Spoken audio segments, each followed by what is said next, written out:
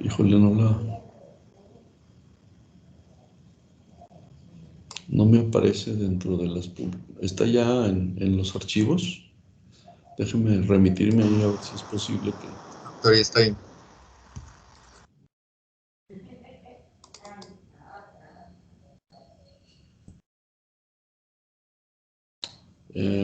¿Sí la ven? ¿Proyectándose? Sí. Proyectándose no se ve, doctor. No. Es que desde ayer la subí al mediodía, pero no me aparece entre los archivos cargados, aunque sí está dentro del equipo.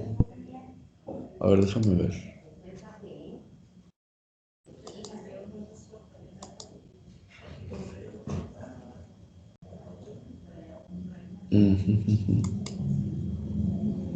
A ver ahí. Sí, ahí ya se está viendo. Bueno, vamos a ver. La historia clínica como tal es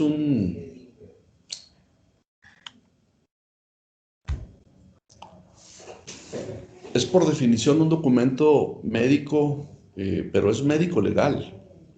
Cuando una persona tiene algún tipo de problema con desacuerdos con familiares o el paciente, con muertes de pacientes que se atribuyen a algún tipo de negligencia, el único documento válido y en el que se apoya un perito es en una historia clínica que se debe apegar a cierta normativa. Por lo tanto, es un documento que debe reunir las siguientes características. Debe ser ordenado, metódico y completo. Y debe contener la información proporcionada por el paciente con el fin de llegar a un diagnóstico. En una historia clínica no solamente son datos propios del paciente, también existe un capítulo de antecedentes relacionados con el estado de salud de familiares y allegados. ¿A qué me refiero con esto?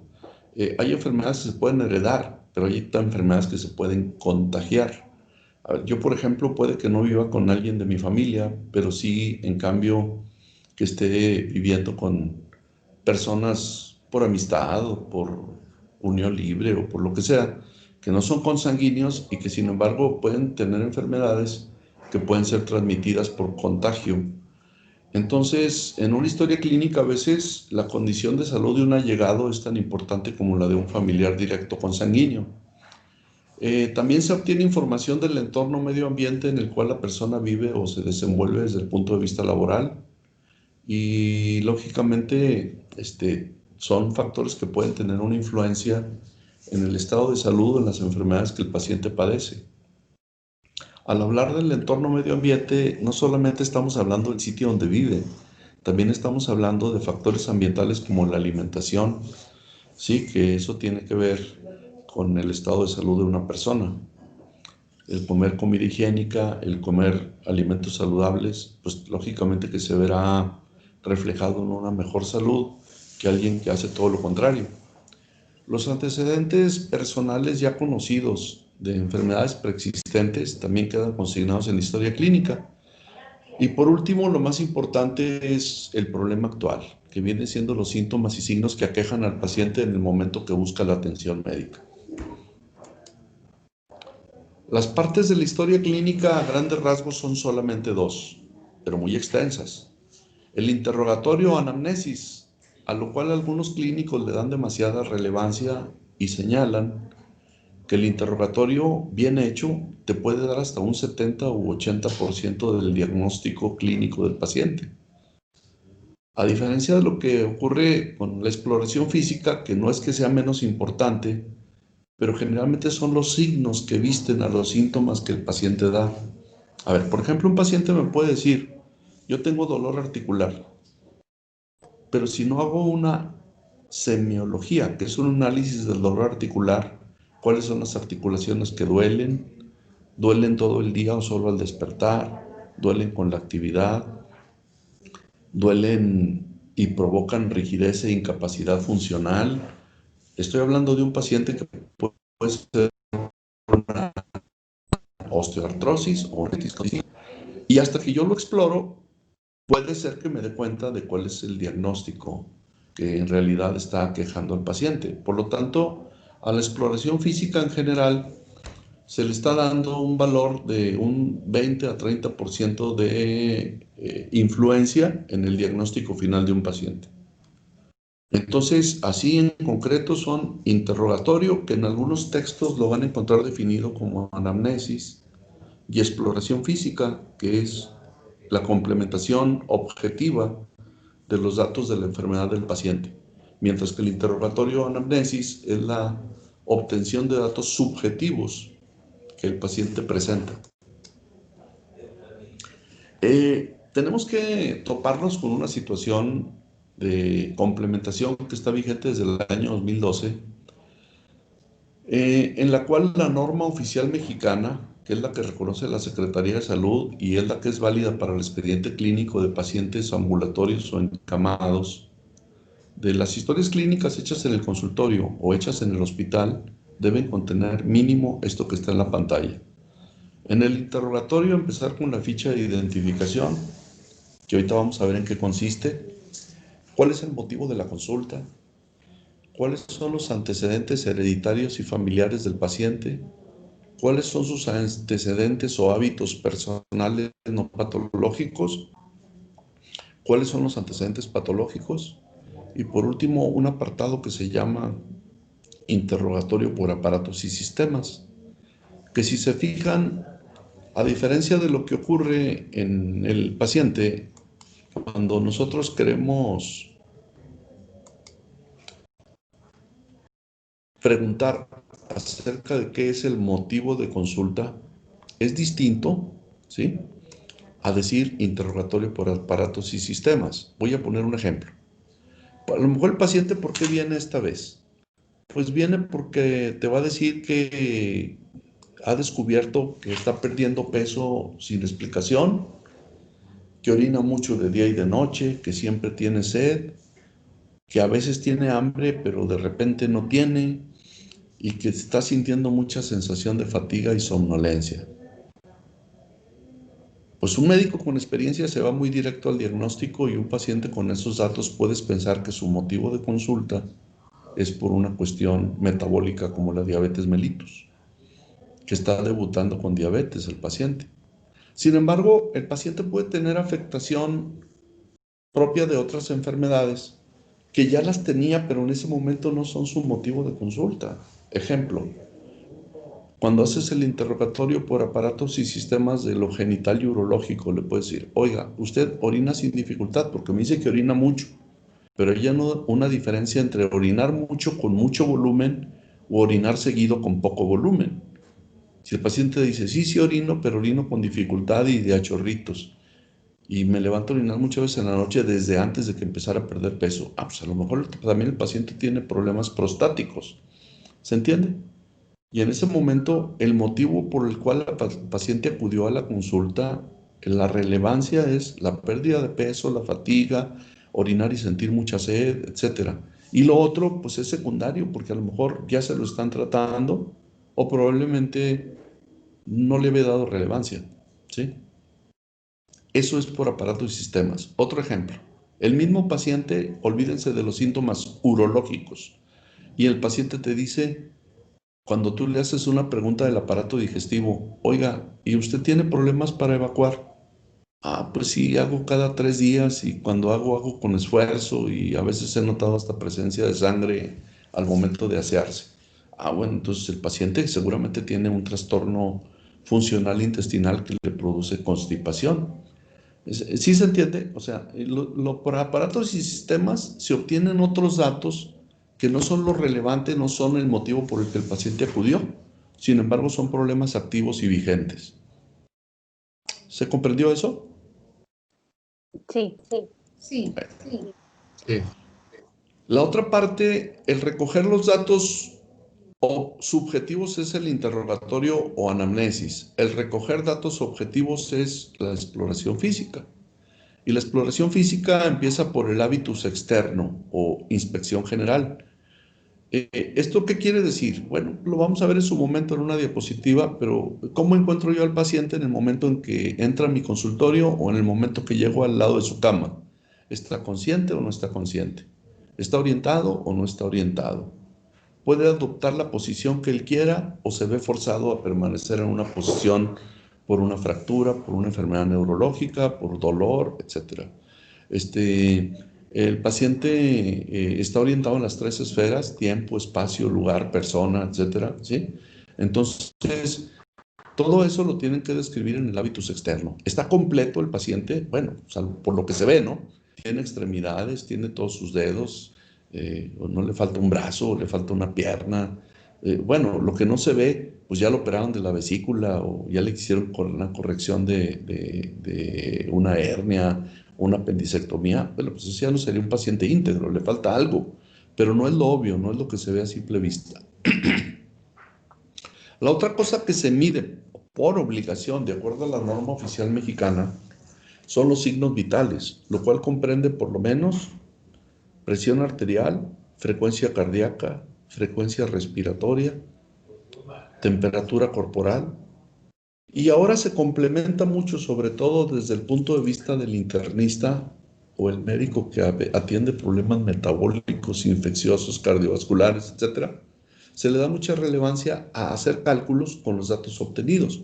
¿Qué me falta ahí? Dije presión arterial, frecuencia cardíaca, dije frecuencia respiratoria y dije temperatura.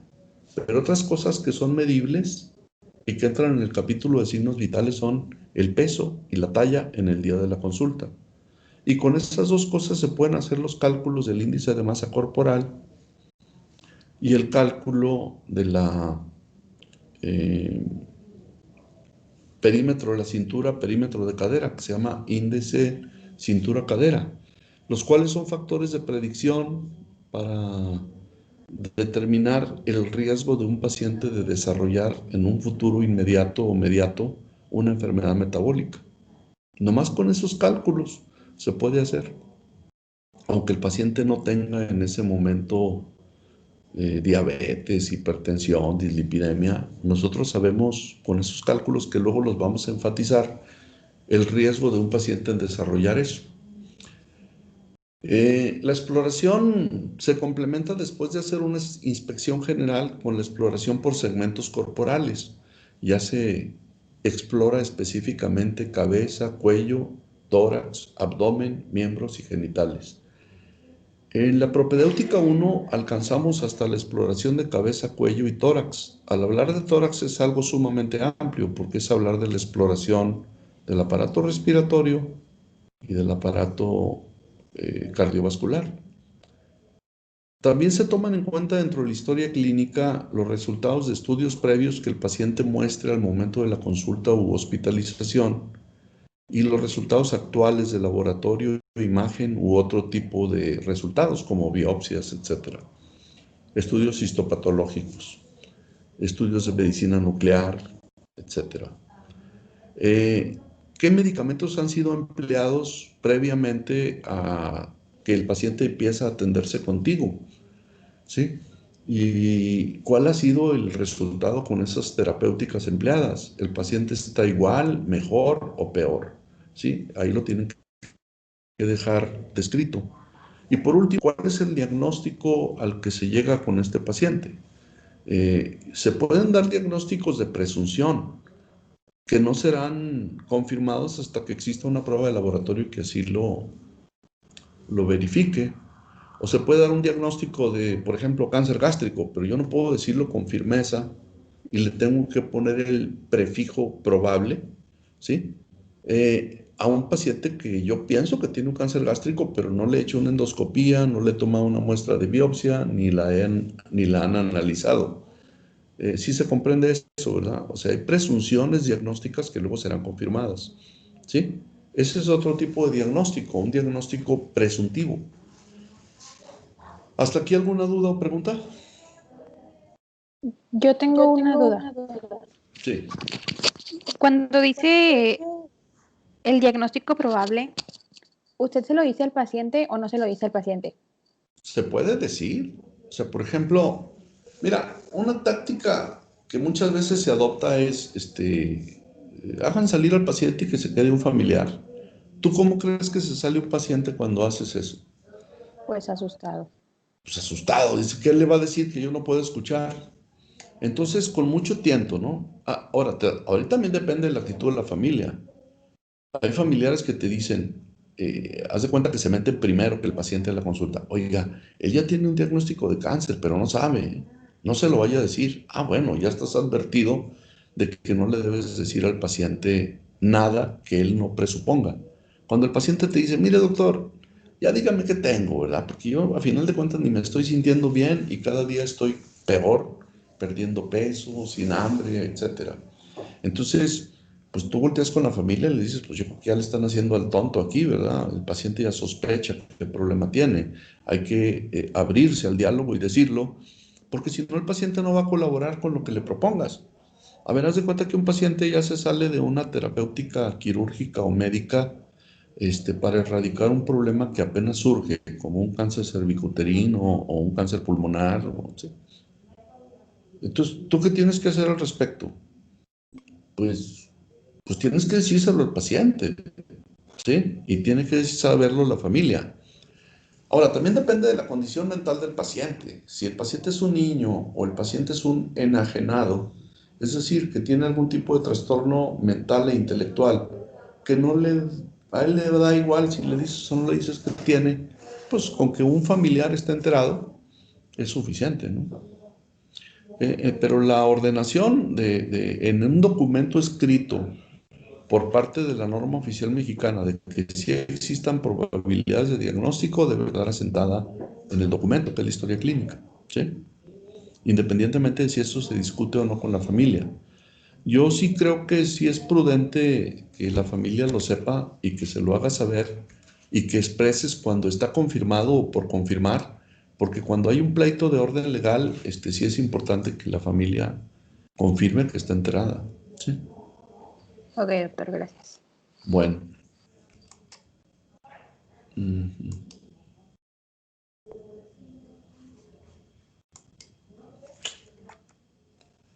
Bueno, ¿qué recomendaciones les puedo dar yo a ustedes después de, pues, como especialista, 36 años de práctica médica diaria, ¿sí? Y como estudiante de medicina metiche que se metía al hospital desde el tercer año de la carrera, pues ya 43 años, ¿sí? ¿Qué consejos les puedo dar para que ustedes tengan un buen acercamiento con el paciente y tengan como producto una buena historia clínica? Pues estas son cosas que a mí se me ocurre señalarles. Por ejemplo, ¿qué recomiendo yo para un buen interrogatorio? Generar un ambiente de respeto y empatía con el paciente. Ahorita voy a poner ejemplos de cada cosa. Llevar siempre un orden, creo que ayer lo señalé, y hacer apuntes sobre la enfermedad del paciente y lo que el paciente te manifiesta, para que no repitas la pregunta, porque si la repites, el paciente se queda con la impresión de que no le estabas haciendo caso, ¿sí? Es diferente que le digas, oiga, usted me dijo que en el año 2013 lo operaron y que realmente no supo qué problema le detectaron en la biopsia que le hicieron, etcétera. Ah, bueno. Oiga, ¿en qué año me dijo que lo operaron? Oiga, ¿y qué le hicieron? O sea, si se lo repites, el paciente se puede quedar con la impresión de que pues no lo estás pelando, ¿no? En su momento es importante lograr ese orden y esa atención. Tú en ese momento que estás frente a un paciente enfermo, abócate exclusivamente al paciente. No estés contestando mensajes en el teléfono, evita contestar llamadas. Si te ves obligado a contestar por insistencia, decir, le regreso la llamada en tanto tiempo. Es decir, porque lamentablemente los teléfonos celulares pues han sido una fuente de interrupción constante de comunicación, ¿sí? Tú estás en una reunión familiar y todo el mundo está con un teléfono contestando mensajes, o estás en una reunión con un paciente y el paciente te va a tomar a mal que a la vez que aparentemente lo estás escuchando, estés contestando mensajes. Y ahorita les pongo ejemplos. Dentro de ciertos límites hay que permitirle al paciente que se explaye, pero digo dentro de ciertos límites porque hay cosas que el paciente a veces te dice que no tienen ninguna relevancia. Por ejemplo, a veces por 1 o 2 días, bueno, empecé hace 3 semanas, bueno, no, hace 4, Pero es decir, y bueno, yo estaba en tal lugar, me acuerdo que estaba y volteé con la esposa, o con el acompañante o con el esposo. ¿Y te acuerdas que fuimos a tal lugar? Pues eso no tiene mayor relevancia, ¿no? O sea, sin embargo, a veces el paciente, pues bueno, aguanta y espera que te diga claramente qué es lo que le acontece. Pero si puedes, cuando ya se prolongó demasiado el paciente, estás autorizado a cortarle caminos y a acotarlo y dirigirlo. No es bueno desde un principio dirigir e interrumpir constantemente al paciente, porque eso quiere decir que tú ya te casaste con una idea de diagnóstico y no te estás abriendo a otras posibilidades. Y a lo mejor te estás saltando cosas que son importantes. Pero dentro de ciertos límites se le puede permitir al paciente que de inicio te diga por qué acude. A eso se le llama tribuna libre, ¿sí? Como lo vamos a ver luego. Siempre utilizar un lenguaje apropiado para dirigirse al paciente. Hay pacientes de comunidades rurales, de lugares marginados de la ciudad, de un nivel socioeconómico muy pobre y, y a veces tú lo sabes desde la forma en la que te contestan, que no le vas a hacer preguntas técnicas, ¿no? Como por ejemplo, oiga, ¿usted ha tenido hematemesis? Se va a quedar con cara de what, ¿no? En cambio, si le dice, ¿alguna vez ha vomitado sangre? Ah, entonces vomitado, ¿eh? Que no es lo mismo que expectorado sangre. Si el paciente te dice que sí ha vomitado sangre, pues entonces tú ya afinas.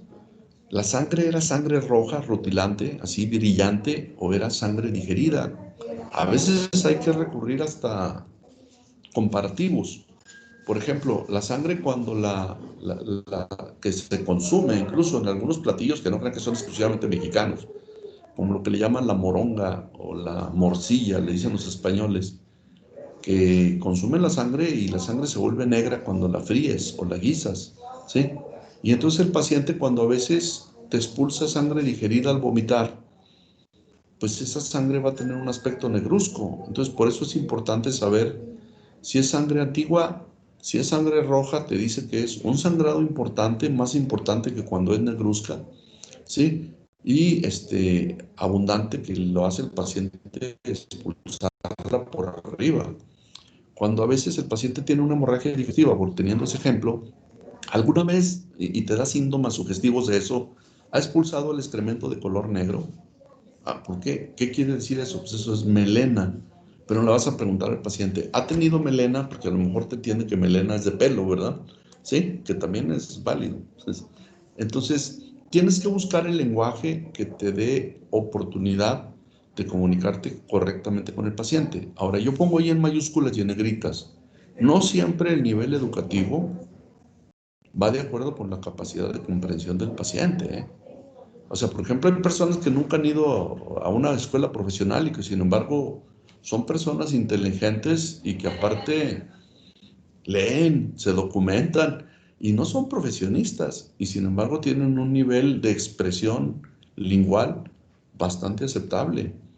Ahora, tú cuando empiezas a ver a un paciente ligado con la medicina, un técnico radiólogo, un laboratorista, un médico, una enfermera, pues obvio te vas a dar cuenta, si él no te declaró que se dedica a eso en la historia clínica, te vas a dar cuenta a las primeras de cambio porque utiliza lenguaje técnico. Allí es válido detenerte y preguntar, perdón, ¿usted qué profesión tiene o qué hace? Sí, ¿qué trabajo desempeña? Porque entonces ya el nivel del interrogatorio va a cambiar. Puede ser que sea hasta más fácil, ¿sí? Siempre que se expresen o se hagan preguntas al paciente, deben ser preguntas cortas, sencillas y sobre todo hechas en sentido afirmativo.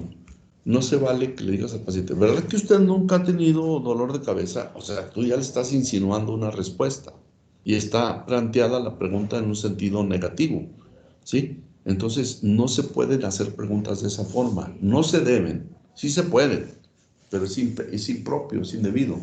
Ahora me regreso un poquitito a eso. Yo recuerdo hace como 2 años que estaba yo en el consultorio y estaba tomando apuntes. Yo no me gusta el expediente electrónico, porque entonces te clavas en la computadora y te clavas en el teclado y empiezas a hacer tus apuntes y el paciente siente que no estás poniéndole atención. Igual pasa con el expediente manual escrito. Yo esa vez estaba haciendo anotaciones de la paciente y el paciente voltea y me dice a mano de reclamo, era una mujer joven. Dice, no me está haciendo caso. Y le dije, a ver, espéreme tantito, ¿por qué dice que no le estoy haciendo caso? Y le dije, mire, usted tuvo tal enfermedad en tal fecha. Le leí todo lo que llevaba anotado y se quedó así. Y digo, bueno, para que vea que sí le estoy haciendo caso y que estoy tomando apuntes de su problema. Eso es importante para corregir el nivel de empatía con el paciente. Sí, pero si en ese momento tú te pones el mismo nivel de la paciente o el paciente y te pones cosas buenas, al contrario, el paciente ya va a crear una barrera. Hay muchos pacientes que te dicen bajo qué términos te debes dirigir a ellos con el solo hecho de decirte, mire doctor, no me han encontrado que tengo y usted es el cuarto médico que veo. Híjole, esas son palabras mágicas, ¿no? ¿Por qué? Porque dices tú, este paciente es difícil, ¿sí? O es difícil en su diagnóstico o es difícil en su trato.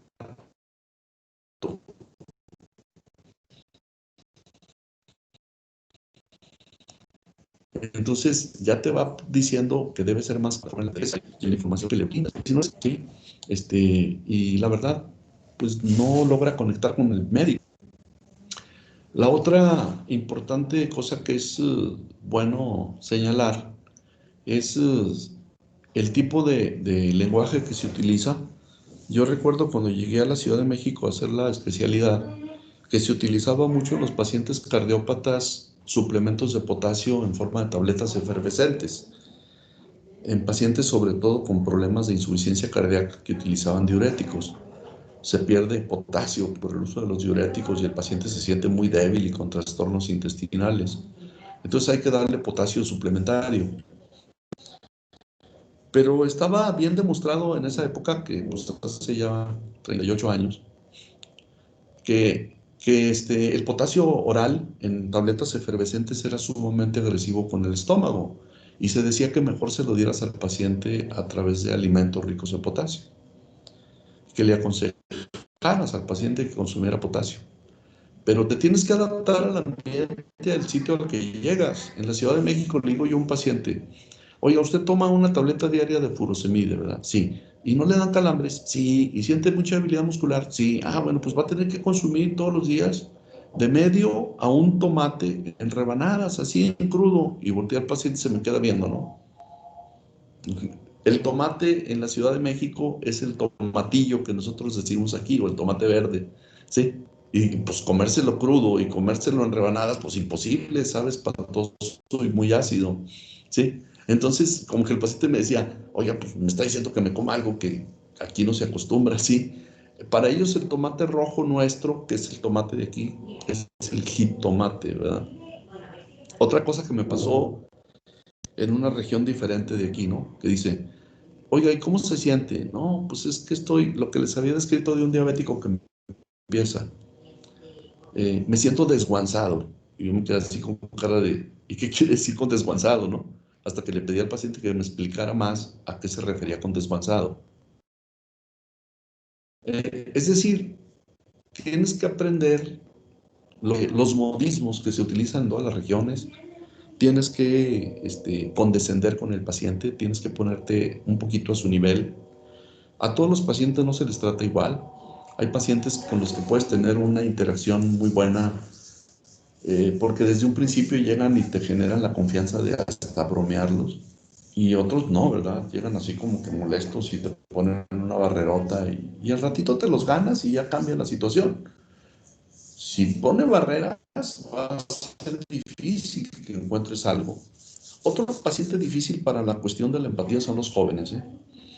Es frecuente que a veces por preocupación de los padres lleven a un joven a una consulta y entra el joven y arrastra la silla y se sienta así como acostado y desganado. Empiézale, como diciéndote, ya, que esto se acabe. Eso lo veo comúnmente yo en los jóvenes. Y yo casi siempre empiezo con ellos diciéndole, oye, ¿y si quieres venir a la consulta? ¿Sí? Entonces, ya con eso como que lo sacas de onda, ¿no? Dice el muchacho, bueno, ya detectó que no estoy viniendo cómodamente a una consulta. Entonces, digo, porque si no quieres, pues, estamos a tiempo, ¿verdad? Puedes retirarte y no pasa nada. y ya cambian. Digo, es que es necesario que tú estés con un ambiente agradable y con un sentido de colaboración para que podamos ayudarte con tu enfermedad o decirte que no tienes enfermedad. Entonces, si se fijan, todas esas cosas son cosas que la experiencia va dando, ¿no? Por ejemplo, yo me he dado cuenta que si yo los puedo acompañar a interrogar a un paciente, ustedes no son los mismos que cuando van solos. Porque cuando está el médico, el maestro, el profesor, como le quieran decir, ahí en un lado, se inhiben y no preguntan con libertad.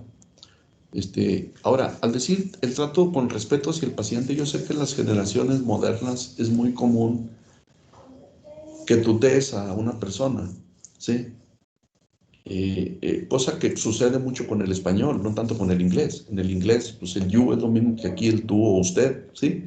Entonces, aquí hay personas mayores, sobre todo, que les molesta que los tutees, ¿no?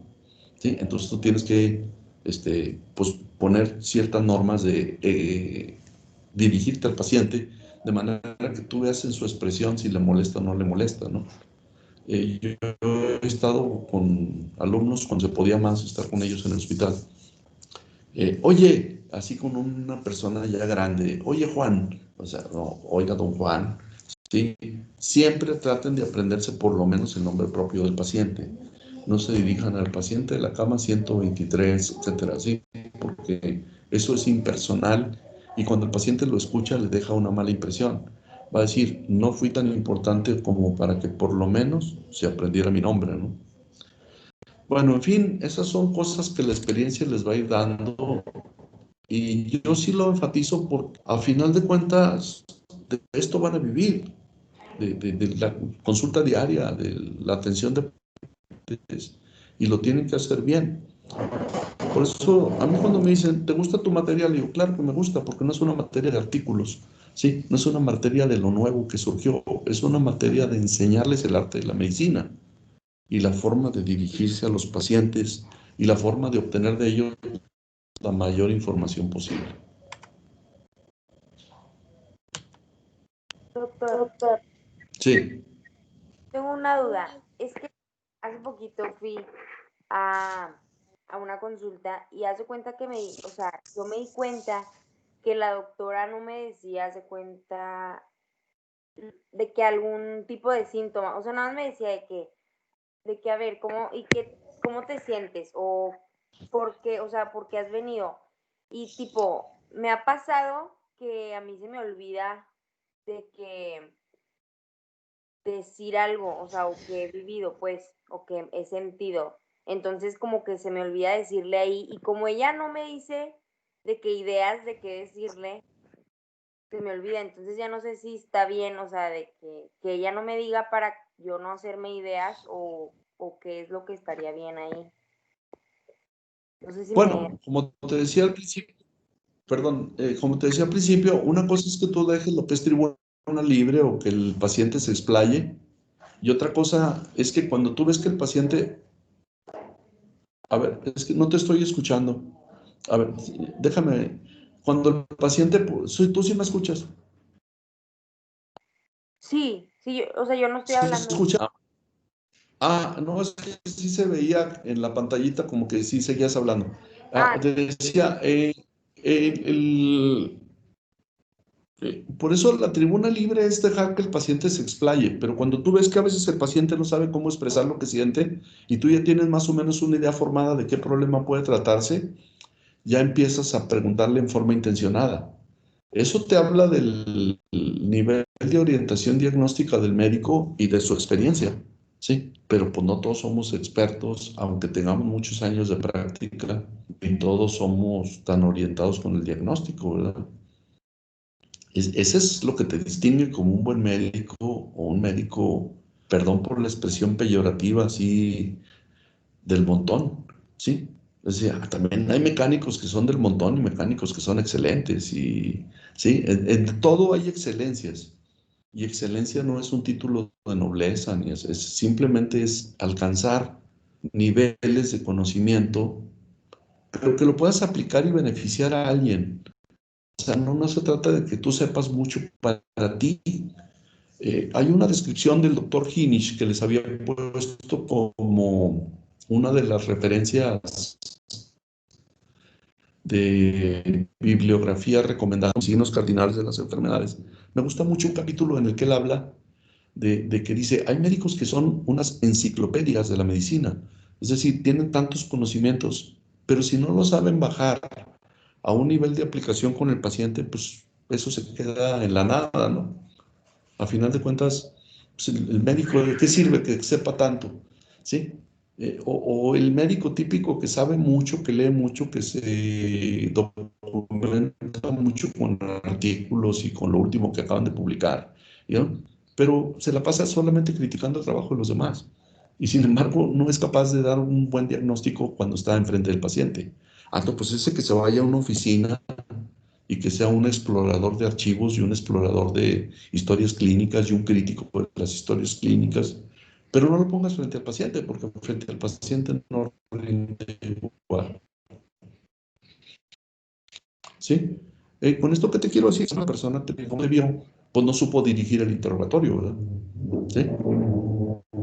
Y lógicamente que con eso pues estás perdiendo algo que señalé. El puro interrogatorio bien hecho te puede llevar hasta un 70 u 80% del diagnóstico. ¿Sí? Ok, gracias. Doctor, yo tengo una duda. Bueno, más que duda, una curiosidad. ¿Qué técnicas ha usado usted en momento de que el paciente se está explayando de más en tribuna libre para, pues, redirigirlo? O sea, más o menos, ¿cómo le dice para Sí, cortarle eso? O sea, sería como que mi duda. esa es una buena observación.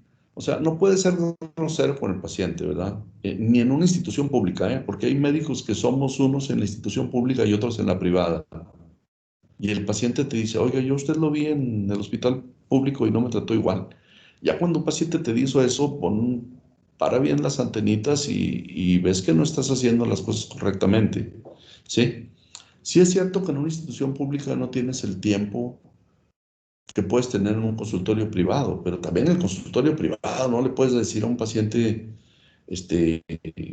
así, dejarle una libre expresión sin conducción, porque pues te come el tiempo, ¿no? Eh, mira, mire, es que eso creo que no puede ser relevante. Por ejemplo, dice, es que tengo como mucho tiempo siendo hipertenso y empecé así, así, así. A ver, espérame, ¿cuántos años tiene como hipertenso? No, pues como muchos, bueno, ¿cuántos? Para mí uno es mucho. Ah, no, bueno, como 5 años. Ah, bueno, pero que el paciente salga de su voz, ¿cuánto es el tiempo que considera que tiene con la enfermedad? Hay gente que te dice, no, tengo 30 años de hipertenso, y tú te pones, ay, porque una persona con 30 años con hipertensión, que no sea complicado, pues está muy difícil de creer, ¿no? Está complejo el asunto. Entonces, sin ser grosero, le dices, mire, es que eso no creo que sea tan importante. Déjeme conducir lo que usted me está declarando. Voy a tratar de llegar a un conocimiento más apropiado de su enfermedad. Y el paciente, pues, te lo entiende, ¿no? ¿Sí?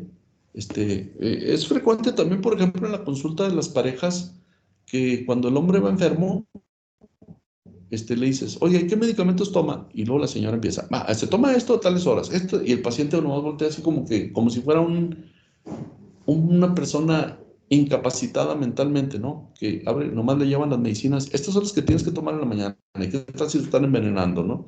Sí, digo, estoy bromeando al respecto, pero ahí te das cuenta, yo le digo a veces cuando eso pasa en las consultas, oiga, él no habla, y se voltea la señora, así como diciendo, dele chance de que se exprese, a ver qué me dice él de su enfermedad, ¿no? Entonces, sí, sí te entiendo tu pregunta. O sea, tienes que ser respetuoso, conducir el interrogatorio y hacerle saber al paciente que lo que te está diciendo quizá no sea tan relevante, que mejor te deje a ti conducir lo que te quiere decir, ¿sí? Sí, doctor, gracias. Bueno, el interrogatorio, hay de tres tipos. El interrogatorio directo, el interrogatorio indirecto y el interrogatorio mixto.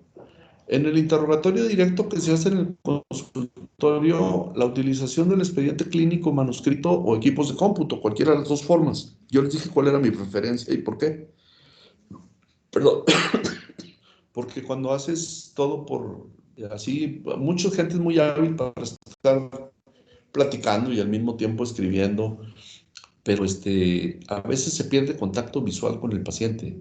Ahora, hay gente, por ejemplo, en los Estados Unidos se usa mucho que estés grabando la entrevista, ¿sí? Y luego al último, esa entrevista la traducen al expediente electrónico, ¿sí? La transmiten al expediente electrónico. Y así con eso le das agilidad a la entrevista con el paciente. Pero tú cuando le preguntas a pacientes latinos o mexicanos que van a los Estados Unidos y se dan cuenta de que van esperando una cita que se tardaron meses en darles con un médico de una alta reputación, se vienen decepcionados cuando la entrevista con el médico no fue más allá de 10 minutos o 15 y pasaste antes con 4 o 5 médicos auxiliares del doctor Estrella y ellos te mandaron pedir toda una serie de exámenes y el último, el médico nada más abre una carpetita en la que dice cuál es el resultado de tu química sanguínea, cómo está funcionando tu hígado, qué pasó con el ultrasonido, qué salió en la tomografía, y váyase y lo veo dentro de 6 meses, ¿no? Yo les digo que la medicina en México o en los países latinos, cuando ustedes como médicos van y aplican para hacer una especialidad en los Estados Unidos, les preguntan mucho de ciencias básicas, ¿eh? De bioquímica, de histología, de anatomía, etcétera. Pero donde sale ganando el médico latino es en la parte que se relaciona con el contacto con los pacientes. Hay algo que aquí, pues la pandemia ha impedido que se haga en forma normal, que es el entrenamiento frente a un paciente. Pero en definitiva, en Estados Unidos tú no puedes, como estudiante de medicina, ni abrir la boca cuando vas al lado del titular, ¿verdad? Tú estás nomás parado en un lado y si el titular y el paciente te dan permiso, pues puedes hacer y tocar una próstata o puedes tocar la barriga del paciente o puedes auscultar al paciente, porque si no, el contacto físico con el paciente está. Entonces, aprovechemos que aquí en México eso se sigue haciendo, ¿no?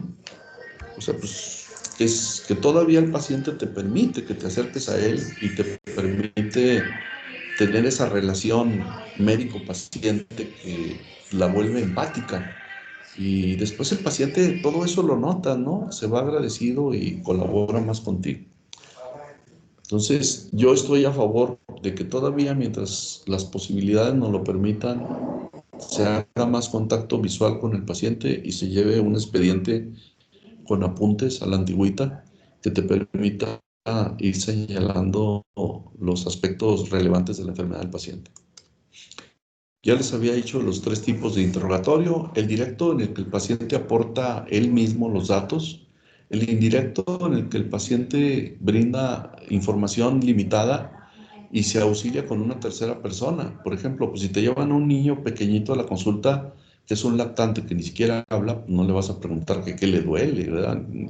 Ahí la que te va a dar datos es la mamá, la abuelita, el papá o quien vaya con el niño. Ahora, si es un niño escolar que trae un golpe en la cabeza, pues sí le tienes que preguntar cuál fue el mecanismo del golpe y a lo mejor el niño te lo dice, pero luego te lo van a complementar los familiares acompañantes con que si perdió la conciencia, con que si convulsionó, si le pasó algo después del golpe. Ese es un interrogatorio indirecto. Y un interrogatorio mixto es el que hay datos aportados y datos aportados por un acompañante familiar o no familiar. Por ejemplo, volviendo al indirecto, hay buenos samaritanos que de repente se encuentran a una persona accidentada y ayudan a conducirlo hasta uno. Aquí aguas, ¿verdad? Porque eso puede tener hasta implicaciones legales, de que tú muevas a un paciente queriendo ayudarlo y resulta que lo perjudicas. Y luego el paciente, sin saber a todo lo que te arriesgaste, hasta te puede demandar. Entonces, digo, yo con esto no les estoy diciendo que se hagan patos y no le ayuden a alguien, ¿verdad? Pero sí tiene sus implicaciones de orden legal. Y la otra es que en pacientes que llegan en estado inconsciente a un servicio de emergencias, pues cualquier gente que llegue, hasta los ambulantes de la Cruz Roja, que a lo mejor en el traslado dentro del sitio donde recogieron al paciente y su llegada al hospital observaron cosas, como si convulsionó, como si le hicieron una muestra de glucosa en la ambulancia y salió baja, como si el paciente traía modificaciones del ritmo cardíaco, etcétera, sobre todo si son ambulancias que traen un monitor. Entonces, aquí la información que te brinda una tercera persona, ¿sí? Pues es importante, ¿no?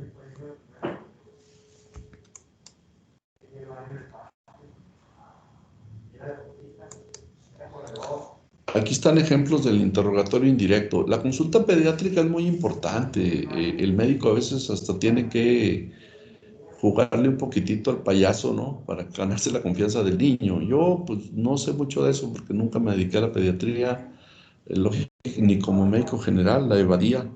Y no porque no me gustara, sino porque no me gustaba ver niños, el niño enfermo.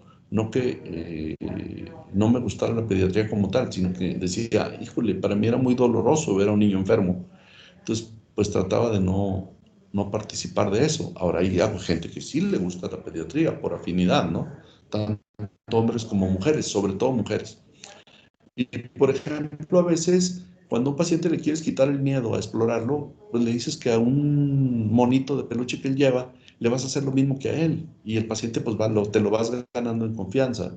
O te pones y juegas como en la foto de la derecha, ¿no? Así como que el médico de las sonrisas o qué sé yo, si juegas con el niño. Porque para explorar a un niño tiene su chiste, ¿verdad? El niño a veces no se deja explorar fácilmente. El niño a veces siente atemorizante la presencia del médico y se ha llegado a puntos desde, si eso pasa con los niños, también pasa con los adultos. Un adulto hipertenso se ha demostrado ampliamente que no tiene las mismas cifras en el consultorio que en su casa. Eso lo demostraron unos médicos italianos en un estudio que hicieron tomándole la presión al paciente en el ambiente familiar, tomándosela en el consultorio o en el hospital. De ahí surgió un término que seguramente han escuchado, que le llaman la hipertensión de las batas blancas, ¿sí? Donde dicen que el paciente siempre tiene cifras más altas de lo normal en el consultorio y hospital que en su casa. Sobre todo cuando el paciente lleva una bitácora, una suma de una sumatoria de todas las tomas de presión que se hizo durante varios días. ¿Sí? Ahí el paciente te dice, es que mire, yo en mi casa tengo tales valores. Bueno, a veces hay mínima variación, que te diga que él en su casa se mide 125, 80 y que contigo saque 130, 90. Pues sí, a lo mejor quiere decir que el paciente se impresionó, se siente angustiado en el consultorio, tiene temor de que le digas que está mal o algo y por eso se altera la presión. Pero si el paciente te dice que se mide la presión en su casa súper normal siempre y tú se la encuentras súper alta, pues quiere decir que seguramente alguien está mal, ¿no? Y muchas veces es la toma de la presión que el paciente hace en su domicilio. Pero, en fin, esta es otra forma de tener información a través de lo que le llaman el interrogatorio indirecto también, ¿no? Ahí está un ejemplo de lo que pasa en los servicios de emergencia. Un paciente que llega en un estado inconsciente, que le están brindando atención, pues al paciente no le puedes preguntar. Entonces ahí lo que te diga el ambulante o una persona que lo recogió en la calle o en un lugar público como un centro comercial o lo que sea, pues lo que te diga, yo lo encontré con residuos de vómito en un lado, estaba sudoroso y frío, cayó bruscamente y lo vi caer, etcétera, convulsionó, todo eso es importante, es de mucha relevancia. Y hay incluso capítulos escritos del abordaje del paciente en estado inconsciente, y pues ahí la información lo obtienes de otra persona. En el interrogatorio, ya entrando en materia de lo que comprende es la ficha de identificación, está repetido lo que dice la norma oficial aquí, ¿no? ¿Cuál es el motivo de consulta o padecimiento actual? Y luego entras en los antecedentes. ¿Aquí por qué lleva ese orden? Porque haz de cuenta que tú llega el paciente retorciéndose de un dolor y tú, no, es que la historia clínica estrictamente dicha debe llevar un orden. Así que yo le voy a preguntar en el orden de la historia. Pues estás mal, ¿verdad? O sea, el paciente a veces empiezas por explorarlo. Por ejemplo, un paciente inconsciente. No vas a empezar por interrogarlo porque primero no te va a responder. Mientras estás explorando, alguien te puede estar dando información. La otra es, una cosa es el orden de escritura de la historia clínica y otra cosa es el orden en que efectúas todo el procedimiento. Ese es el orden de escritura, el orden en el que debe quedar plasmada una historia clínica. Pero sí, después de que haces alguna serie de preguntas directas rápidas al paciente para identificarte con él e identificar al paciente, entra cuál es el motivo de consulta. Y el motivo de consulta en este caso es el padecimiento actual. Y luego ya viene, ya cuando ya al paciente a lo mejor ya hasta le indicaste un analgésico para que se calme y te pueda dar más datos, o regresas más tarde a recabar el resto de los antecedentes. Porque a veces un antecedente familiar o personal te da una idea del por qué el paciente se presentó con cierto cuadro. ¿Sí? Entonces, sí es importante llenar todos los capítulos, pero el orden es este. La ficha de identificación, ¿en qué consiste? Sí. Mire, usted nos presenta una estructura básica de la historia clínica, pero estaba leyendo se me olvidó el nombre, leyendo el libro de Prope, y viene otra estructura que cambia ligeramente. Por ejemplo, no aparece los hábitos en los antecedentes personales, o falta, por ejemplo, el libro de Prope dice datos personales, motivo de consulta, que sí lo incluye usted, y falta enfermedad actual, y luego sigue los antecedentes personales. Entonces, es como a quién le hago caso o con cuál me caso. Entonces, cuenta los dos, la norma o No, el libro. es que te estoy dando. ¿Tú dónde piensas ejercer la medicina? ¿Cómo? ¿Dónde piensas ejercer la medicina? En México, ¿no? Me imagino. Quiero pensar que sí. Bueno, este orden que te estoy dando es el que marca la norma oficial mexicana. ¿Sí? Independientemente de que el texto o libro te guíe sobre la forma de obtención de la información, la forma ordenada en la que debe quedar plasmada es esta, ¿sí? Pero claro, o sea, historias clínicas, tú aquí en mismo Torreón, te vas al Sanatorio Español y pide una historia clínica con alguno de tus compañeros de ahí, no llena, porque eso es información privada, pero un formato de historia clínica y es diferente al formato que se sigue en el Hospital Ángeles, es diferente al formato de historia clínica que tiene el Seguro Social, al que tiene la Secretaría de Salud. Pero yo te voy a decir, una historia clínica así en formato, que se puede seguir en borrador y luego ya transcribirla correctamente, buena, es la que tiene, por ejemplo, el Hospital Universitario. ¿Por qué? Porque es un formato de historia clínica apegado a la norma oficial mexicana y que tiene una columna a la izquierda en la que vienen los datos de lo que debes interrogar en cada capítulo, ¿sí? Para que no te falte nada, como una guía. Entonces, cuando te estás apenas formando, sí es muy importante seguir una guía mientras desarrollas la destreza y la habilidad para interrogar rápidamente a un paciente, ¿no?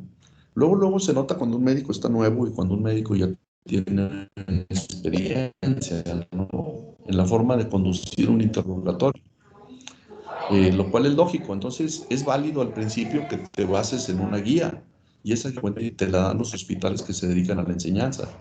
Le digo que la ventaja de la historia clínica de aquí del hospital universitario es que tiene una columna de la izquierda, como ya lo señalé antes, que te dice qué debes preguntar en cada apartado, ¿sí? Entonces, como que si algo se te pasó, recurres a esa guía y lo vuelves a hacer, ¿no? O sea, o lo complementas. Pero sí, o sea, indudablemente por ejemplo, el texto que yo les dije de Argente y Álvarez, pues es un texto argentino, ¿sí? Ellos quizá tengan otra normativa y por esa razón no coincide, pero en términos generales todas las historias clínicas contienen lo mismo. Ahora, hay una historia clínica propedéutica como estas, que es así muy completa, y la otra es una historia o una nota médica orientada por problemas, por ejemplo, ¿sí? En unos por problemas, tú tienes que sacar los datos subjetivos, los datos objetivos, ¿sí? La planeación diagnóstica y la terapéutica. Entonces, es diferente, ¿no? Depende del texto que consultes. Pero lo que yo te estoy poniendo aquí es el orden propedéutico que marca la normativa oficial mexicana, ¿no? Y que es el que al final de cuentas te van a exigir a la hora de que tengas algún tipo de conflicto, que espero y no. Yo en muchos años de práctica te puedo decir que nunca he tenido un conflicto. Cuando me han llamado ha sido como perito o ha sido para atestiguar, pero pues gracias a Dios por un problema personal, no, pero uno no puede decir que de esta agua no beberé, ¿verdad? Que un día de estos todavía te puede tocar acudir. Bueno, yo creo que se terminó el tiempo de la clase y en lo que nos vamos a basar es en lo que yo les estoy poniendo aquí, ¿sí? Ok. Bueno, pues Sí, mañana doctor.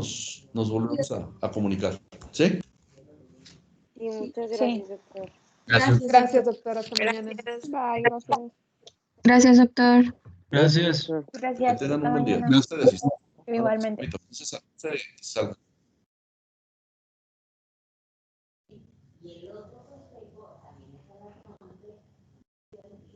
Ah, ya se están saliendo todos. Ya se fue. Y Evelyn se quedó trabada. Ya le tomé foto. Ni modo. Bye. Cosas. Bye.